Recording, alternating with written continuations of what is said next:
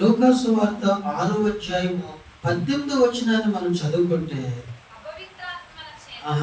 5వ అధ్యాయము 18వ వచనాన్ని జ్ఞాపకం చేసుకుంటే, ఇదిగో కొందరు మనుషులు పక్షవాయువు గల ఒక మనిషిని మంచం మీద మోసుకుని వారిని లోపలికి తెచ్చి ఆయన ఎదుట ఉంచుటకు ప్రయత్నం చేసిరి గాని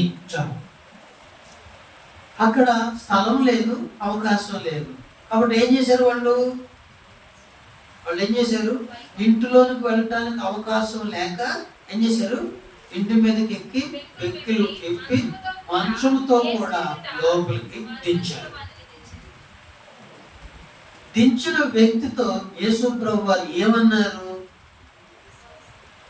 20వ వచనంలో, ఆయన వారి విశ్వాసమును చూచి, మనుషుడా, నీ పాపము క్షమించబడి ఉన్నామని వానితో చెప్పగా, పక్షవాయు రోగంతో వస్తే యేసు ప్రభువు ఏమంటున్నారు?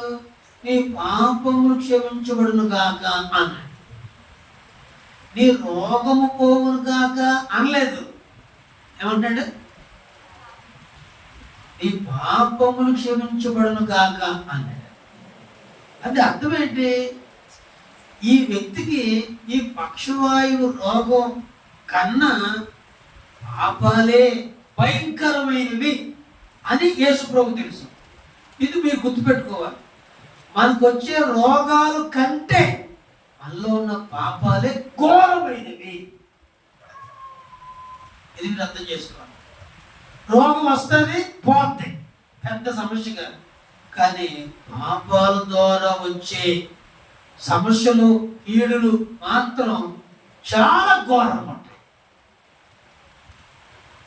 అయితే రెండో విషయాన్ని జ్ఞాపకం చేసుకోవాలంటే, మీరు ఇక్కడ నీ పాపములు క్షమించబడి ఉన్నావని చెప్పి అతనితో అన్నాడు, నువ్వు లేచి నడువు అన్నాడు. ఏమన్నాడు?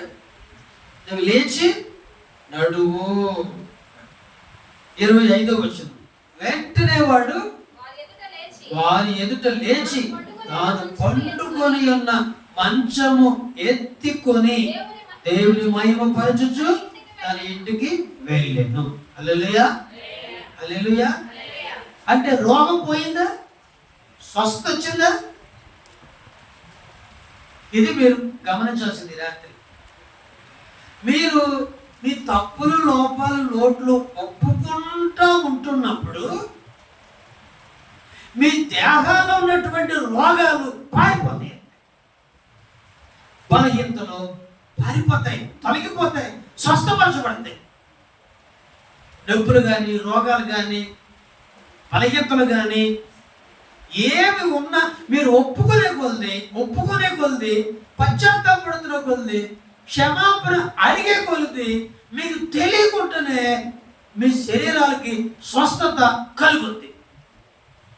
అంతేకాదు, మీ ఆత్మ కూడా బలపడుద్ది. అది పాపాలు ఒప్పుకోవటం ద్వారా, క్షమాపణ పొందటం ద్వారా ఉండే లాభాలు, ఆశీర్వాదం చాలా గొప్పది. ఓకేనా? ప్రార్థన చేద్దాం. అందరూ మోకరించి కళ్ళు మూసుకొని వరుసగా మళ్ళా ప్రార్థన చేద్దాము.